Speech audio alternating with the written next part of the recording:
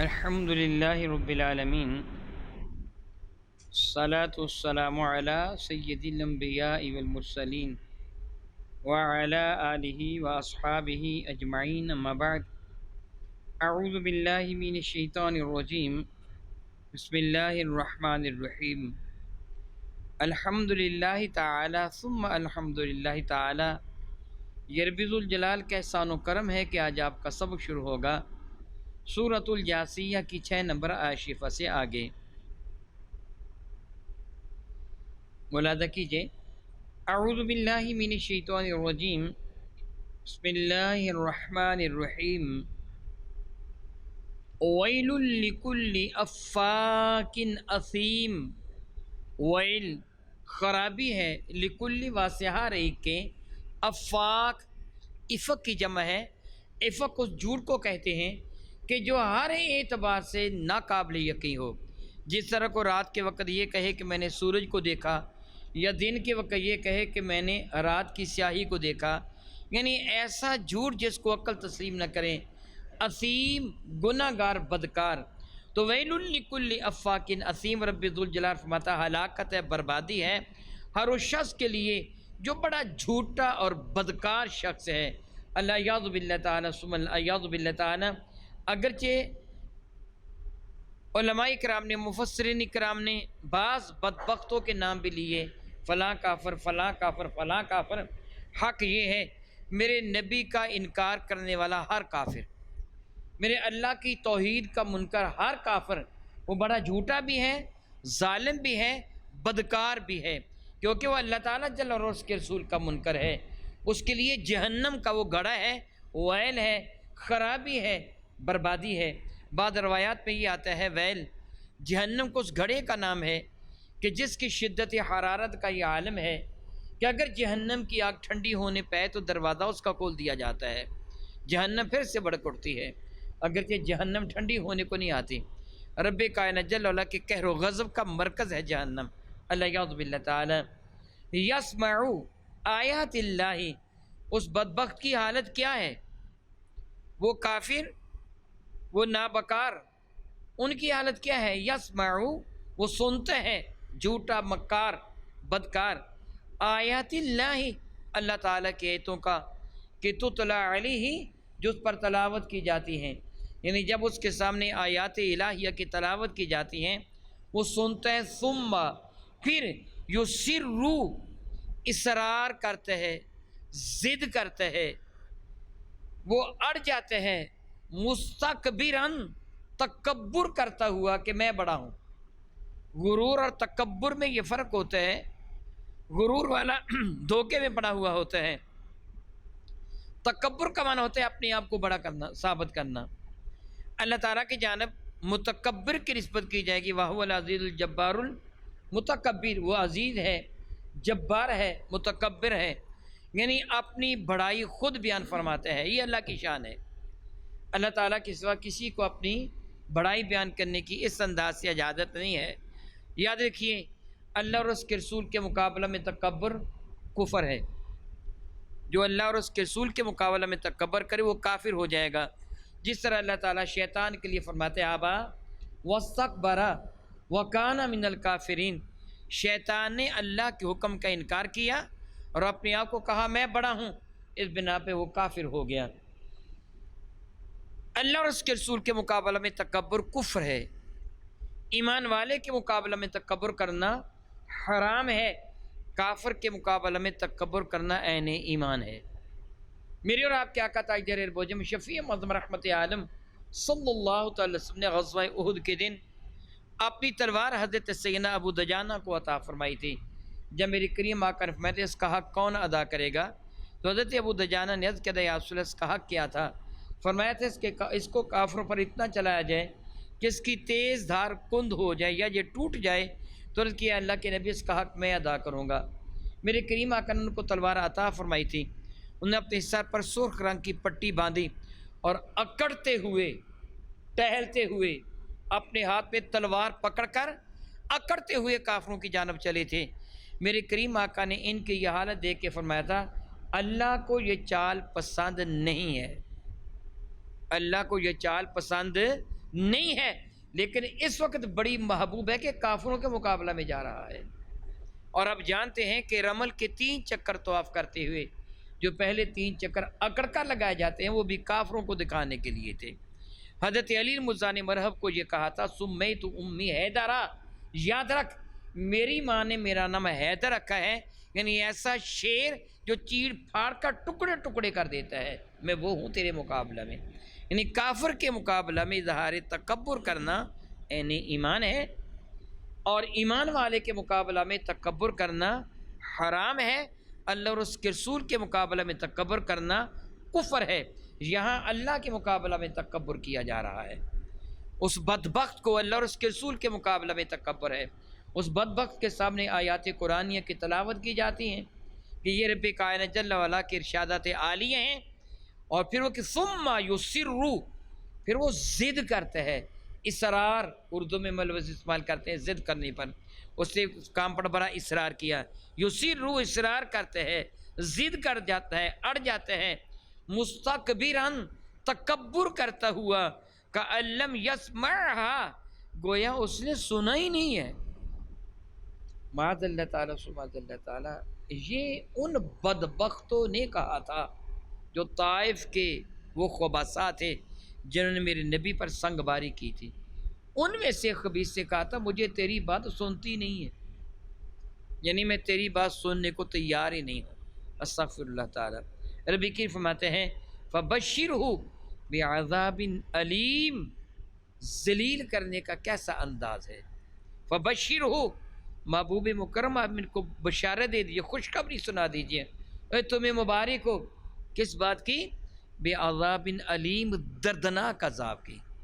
گویا ان کو ذلیل کرنے کے لفظ سے بشارت ذکر کیا گیا کہ اگر تم اللہ اور اس کے رسول کی نافرمانی کرتے ہو، ان کے مقابلہ میں متکبر ہوتے ہو، تو پھر خوشیاں مناؤ۔ کس بات کی خوشیاں مناؤ؟ کہ تمہیں دردناک عذاب کے حوالے کیا جائے گا۔ دراصل وہ مذاق اڑاتے تھے نا، ہنستے تھے نا، وہ پھپتیاں کستے تھے، ان کو کہا جاتا ہے مزید پھپتیاں کسو بھائی، مناؤ خوشیاں، ان قریب تم کو عذاب علیم آن پکڑے گا۔ وَإِذَا عَلِمَ مِنْ آيَاتِنَا شَيْئًا اتَّخَذَهَا هُزُوًا۔ وَإِذَا عَلِمَ، جب وہ کافر، وہ بدبخت، اینی ون، کوئی یہ کافر کیوں نہ ہو، جو بھی اللہ اور اس کے رسول کا منکر ہے وہ کافر ہے۔ اور بعض وہ کافر ہوتے ہیں تو سارے ہی کافر خبیث، لیکن بعض بہت ہی خبیث ہوتے ہیں، منہ پھٹ اور گستاخ ہوتے ہیں۔ جس طرح آپ ہی کے گاؤں میں، اپنے گاؤں میں لے لیں، عیسائی رہتے ہیں، سارے عیسائی ایک جیسے نہیں ہیں۔ بعض ایسے ہوں گے جو بڑے نرم مزاج ہوں گے، اور بعض ایسے ہوں گے جو بڑے اکڑ اور گستاخ ہوں گے۔ یہ وہ بدبخت ہیں کہ جو اکڑ اور گستاخ قسم کے کافر، جو ایمان والوں پر پھپتیاں کسا کرتے تھے۔ وَإِذَا عَلِمَ مِنْ آيَاتِنَا شَيْئًا، جب ان کو ہماری آیات مبارکہ میں سے کسی ایک بات کا علم ہو جاتا ہے کہ اللہ نے یہ حکم دیا، اتخذها ہزوا، وہ اسی کا مذاق، ہزوا مذاق اڑانا، استہزاء کرنا اردو میں لفظ استعمال کیا جاتا ہے، وہ ان کی ہنسی اڑاتے ہیں، مذاق اڑاتے ہیں۔ معاذ اللہ تعالیٰ معاذ اللہ تعالیٰ، جس طرح ابو جہل نے شب معراج کی صبح میرے نبی کو دیکھ کر ازراہ مذاق آتا، کیوں بھائی کوئی نئی صورت نازل ہوئی، کوئی نئی خبر؟ تو میری کریم فرمایا تھا ہاں آج رات میں بیت المقدس گیا ہوں، یعنی اس نے مذاق کے انداز میں پوچھا تھا۔ اسی طرح وہ کافر مذاق کے انداز میں سوال کرتے، جب ان کے سامنے مسلمان سنجیدگی کے ساتھ یہ جواب دیتے ہم پر قرآن پاک کی یہ آیت مبارکہ نازل ہوئی ہے، پھر اس کا وہ مذاق اڑاتے۔ ربی کریم فرماتے ہیں اولئک لہم عذاب مہین، اولئک یہی وہ لوگ ہیں، لہم ان کے لیے، عذاب عذاب ہے، مہین ذلیل کر دینے والا۔ اردو میں لفظ اہانت ہم استعمال کرتے ہیں، فلاں نے فلاں کی توہین کی، اہانت کی۔ مہین اس کا لفظی معنی ہوتا ہے بہت باریک کر دینا کسی شے کو، بہت باریک کر دینا۔ ویسے پنجابی میں ہم ایک لفظ استعمال کرتے ہیں کہ اتنا باریک کیا، باریک کر کے مہین کر دیا، حالانکہ یہ لفظ عربی کا ہے، معنی ہوتا ہے بہت ہی چھوٹے سے چھوٹا کر، حقیر سے حقیر، ذلیل سے ذلیل تر۔ فرماتے ہیں ربی کریم ان کے لیے ہے وہ عذاب جو رسوا کن عذاب ہے، ذلیل کر دینے والا عذاب۔ من ورائہم جہنم، اور ان کے آگے پھر جہنم ہے، بلکہ پیچھے آگے پیچھے چار جہنم۔ لفظ ورا کا معنی اس کے بعد ہوتا ہے یا اس پہ اضافہ ہوتا ہے، اس سے یہ مستضاف ہے، اضافہ اس پہ یہ کہ ان کے لیے جہنم ہے۔ وَلَا يُغْنِي عَنْهُمْ مَا كَسَبُوا وَلَا يُغْنِي عَنْهُمْ، ہرگز غنی کا معنی ہوتا ہے بے پرواہ، غنی کا لفظی معنی مال و دولت والا نہیں ہوتا، بے پرواہ ہوتا ہے۔ استغنا اردو میں بھی لفظ میں استعمال کرتے ہیں کہ عربی کی فرماتے ہیں من ورائہم جہنم، کے پیچھے جہنم ہے، کہ ولا یغنی عنہم ما کسبوا، ہرگز بے پرواہ نہ کر سکے گا، بچا نہ سکے گا ان کو ان کا کوئی بھی فعل۔ یہاں ایک بات کا جواب دیا جا رہا ہے۔ آج بعض اوقات یہ سوال پیدا ہوتا ہے، کوئی سادہ مسلمان سوال کرتا ہے، دیکھو جی خدا نہ کرے، اللہ نہ کرے، اللہ نہ کرے، جب مسلمانوں پر کوئی سماوی آسمانی آفات آ جاتی ہے، بارش کی شکل میں، سیلاب کی شکل میں، یا زمینی آفت آ جاتی ہے زلزلہ کی شکل میں، تو کافروں کی ویلفیئر سوسائٹیاں سرگرم عمل ہو جاتی ہیں، اور بعض اوقات وہ اپنی جان پر کھیل کر انسان کو بچانے کی کوشش کرتے ہیں، وہ بڑی مدد کرتے ہیں مال و دولت کے اعتبار سے، پھر ادویات کے اعتبار سے بہت خدمت کرتے ہیں۔ تو دل میں یہ خیال پیدا ہوتا ہے ان کی یہ اتنا زیادہ یہ خدمت کرنا، یہ خلاص سے کام لینا، کیا ان کے لیے فائدہ مند نہ ہوگا، ان کے لیے باعث اجر نہ ہوگا؟ ربی کریم فرماتے ہیں ان کا کوئی بھی عمل کو ان کو بے پرواہ نہ کر سکے گا۔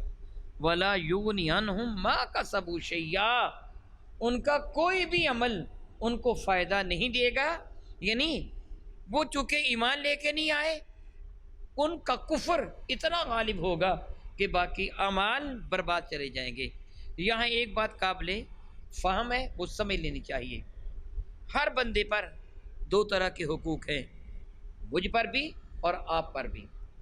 ہر فرد بشر پر دو طرح کے حقوق ہیں، ایک کا تعلق اللہ رب العزت جل وعلا کی ذات بابرکات کے ساتھ ہے، اور دوسرے کا تعلق بندوں کے ساتھ ہے۔ اللہ تعالیٰ کے ساتھ جن کا تعلق ہے ان کو حقوق اللہ کہا جاتا ہے، اور بندوں کے ساتھ جن کا تعلق ہے حقوق العباد کہا جاتا ہے۔ جس طرح اللہ تعالیٰ کے احکامات کو ماننا، نماز کا پڑھنا، روزے کا رکھنا، حج کا کرنا وغیرہ وغیرہ، یہ حقوق اللہ ہیں۔ حقوق العباد، زکوٰۃ حقوق اللہ بھی ہے، حقوق العباد بھی ہے، اللہ کا حکم ہے، اور بندوں کی مدد کرنا ان کا حق ہے، جو وفی اموالہم حق معلوم للسائل والمحروم، ان کے مالوں میں ایک معلوم شدہ حق ہے ہر سائل کے لیے بھی اور اس کے لیے کہ جس کو اللہ نے دیا نہیں ہے۔ اس اعتبار سے حقوق العباد بھی ہے جو کہ اللہ تعالیٰ کا حکم ہے، حقوق اللہ میں بھی شامل ہے۔ جس طرح آپس میں بہن بھائیوں کے حقوق، والدین اور اولاد کے حقوق و فرائض، میاں بیوی کے حقوق و فرائض، ہمسائے کے حقوق و فرائض، آپس میں ایک ایمان والے کے حقوق و فرائض، ایک مطلقاً ایک انسان کے انسان پر حقوق و فرائض، جانوروں کے حقوق و فرائض، یعنی جانوروں کے فرائض تو نہیں، حقوق ہیں۔ میرے کریم آقا رسول عربی شفیع مظلم جس طرح ان سے حسن سلوک کا حکم دیا، ان کے حقوق ہے، ہم پر وہ فرض ہے۔ ان میں کوتاہی کرنا، ایک وہ کافر ہے جو حقوق العباد ادا کرتا ہے، بندوں کے ساتھ اس سے سلوک کرتا ہے، نیکی کرتا ہے، اس سے حقوق العباد کو ادا کر دیا لیکن حقوق اللہ ادا نہیں کیے، اس لیے وہ جہنم میں تو جائے گا، لیکن اس کو ایک بات کی سزا ملے گی جو اس نے حقوق اللہ ادا نہیں کیے تھے، حقوق العباد ادا کر دیے تھے، اس لیے حقوق العباد کی سزا اس کو نہیں ملے گی۔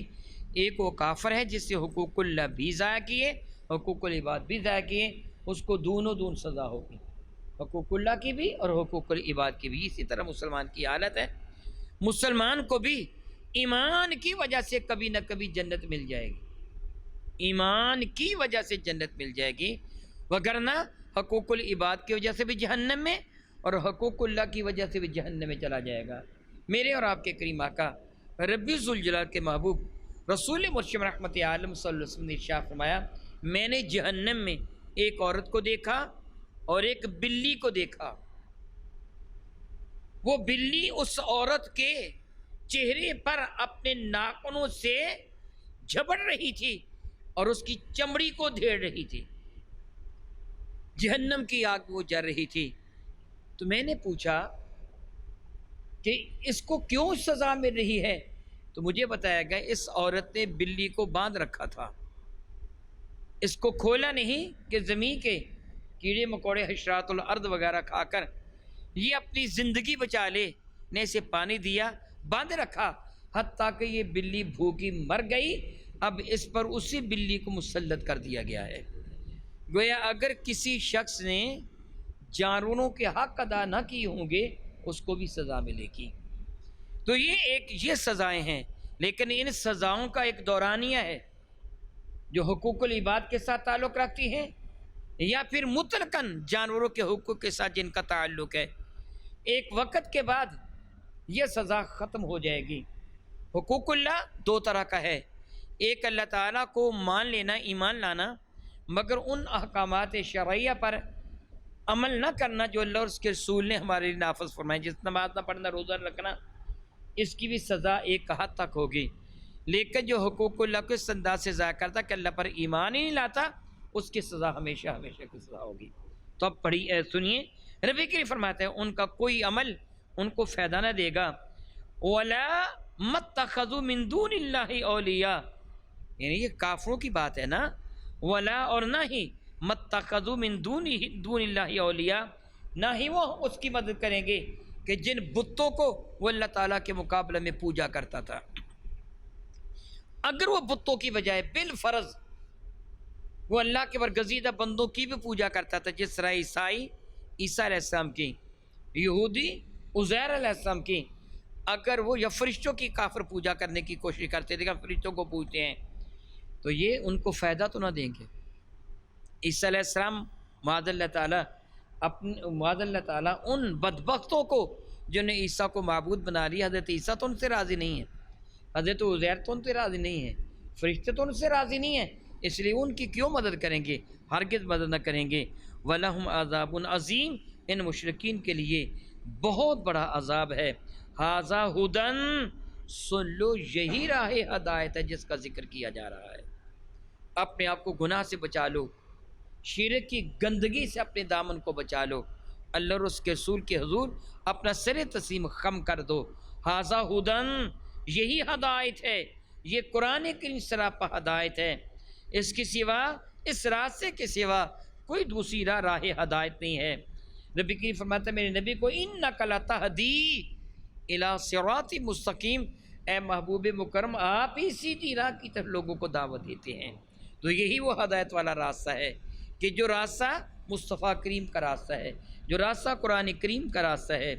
والذین کفروا بآیات ربہم، والذین، اور وہ لوگ کفروا کہ جنہوں نے کفر کیا، بآیات ربہم اپنے رب کی ایتوں کا، لہم ان کے لیے ہے عذاب من رجز علیم، عذاب میں رجزن، زجر و توبیخ، اردو میں لفظ استعمال کیا جاتا ہے ڈانٹ ڈپٹ کے لیے، زجر و توبیخ، من رجزن علیم، ان کو جھڑکا بھی جائے گا، ذلیل بھی کیا جائے گا، اور عذاب کے حوالے بھی کر دیا جائے گا۔ علیم، علم، رنج و علم اردو میں ہم لفظ استعمال کرتے ہیں، ان کے لیے رجزن علیم، ایسا عذاب جن میں سخت ڈانٹ ڈپٹ بھی ہوگی اور ذلت بھی ہوگی، رسوائی بھی ہوگی اور درد بھی ہوگا، اس عذاب کے حوالے ان کو کیا جائے گا۔ العیاذ باللہ تعالیٰ ثم العیاذ باللہ تعالیٰ، رب کریم ہم ایمان والوں کو اس عذاب سے محفوظ و معمور رکھے، آمین ثم آمین۔ او کما قال اللہ تبارک و تعالی، واللہ تعالی اعلم باسرار کتابہ۔